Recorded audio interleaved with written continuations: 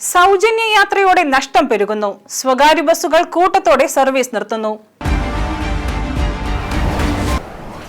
സംസ്ഥാന സർക്കാർ KSRTCയിൽ സ്ത്രീകൾക്കായി നടപ്പിലാക്കിയ പ്രിയദർശിനി സൗജന്യ യാത്രാ പദ്ധതിക്ക് പിന്നാലെ കടുത്ത സാമ്പത്തിക പ്രതിസന്ധിയിലായ സ്വകാര്യ ബസ് മേഖല കൂട്ടത്തോടെ സർവീസ് നിർത്തലാക്കലിലേക്ക്. സർവീസ് നിർത്തുന്നതിന്റെ മുന്നോടിയായി സംസ്ഥാനത്തെ വിവിധ ജില്ലകളിലായി ഇതിനകം 1080 ബസ്സുകളാണ് മോട്ടോർ വാഹന വകുപ്പിന് G-ഫോം സമർപ്പിച്ചിരിക്കുന്നത്. വടക്കൻ ജില്ലകളിലാണ് പ്രതിസന്ധി ഏറ്റവും രൂക്ഷമായി ബാധിച്ചിരിക്കുന്നത്.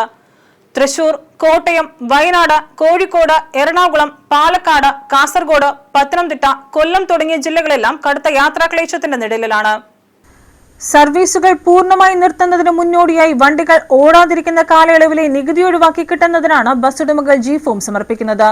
വരുന്ന ജൂലൈ 1 മുതൽ ഓട്ടം നിർത്താൻ അനുമതി തേടി വിവിധ ജില്ലകളിൽ നിന്നും മോട്ടോർ വാഹന വകുപ്പിന് ലഭിച്ച അപേക്ഷകളുടെ എണ്ണം താഴെ പറയുന്ന പ്രകാരമാണ്.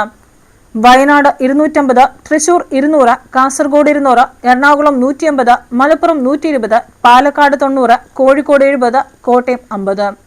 3 മാസത്തിലൊരിക്കലാണ് നിലവിൽ സ്വകാര്യ ബസ്സുകളുടെ നികുതി അടയ്ക്കേണ്ടത്. മുൻപ് സീറ്റുകളുടെ എണ്ണം നോക്കി നിശ്ചയിച്ചിരുന്ന നികുതി 2017 ഒക്ടോബർ 17 മുതൽ ബസ് ഫ്ലോറിന്റെ വിസ്തീർണത്തിന്റെ അടിസ്ഥാനത്തിലാക്കി മാറ്റിയിരുന്നു. ഇതോടെ ഒരു ബസ്സിന് 3 മാസത്തിൽ 7000 രൂപയോളം അധിക ബാധ്യതയാണ് വന്നു ചേർന്നത്. ഇതിനൊപ്പമാണ് അടിക്കടി ഉണ്ടാകുന്ന ഡീസൽ വില വർധനയും.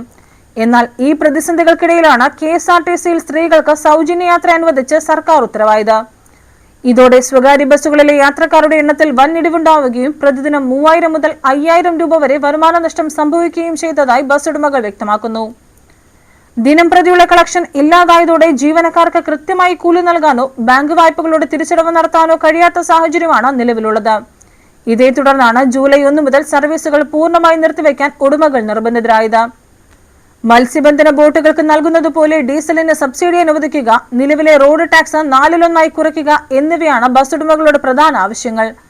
സ്വകാര്യ ബസ് മേഖലയെ ആശ്രയിച്ച് ജീവിക്കുന്ന 1 ലക്ഷത്തിലധികം തൊഴിലാളികളും അനുബന്ധ മേഖലയിലെ വർക്ക്ഷോപ്പുകൾ, സ്പെയർ പാർട്സ് കടകൾ എന്നിവയിലെ ജീവനക്കാരും ഇതോടെ വഴിയാധാരമാകും. സ്വകാര്യ ബസ്സുകൾ കൂട്ടത്തോടെ ഒതുങ്ങുന്നതോടെ സംസ്ഥാനത്തെ സാധാരണക്കാരായ ജനങ്ങളുടെ യാത്ര ദുരിതത്തിലാകുമെന്നതിൽ യാതൊരു സംശയവുമില്ല. News bureau, Thiruvananthapuram.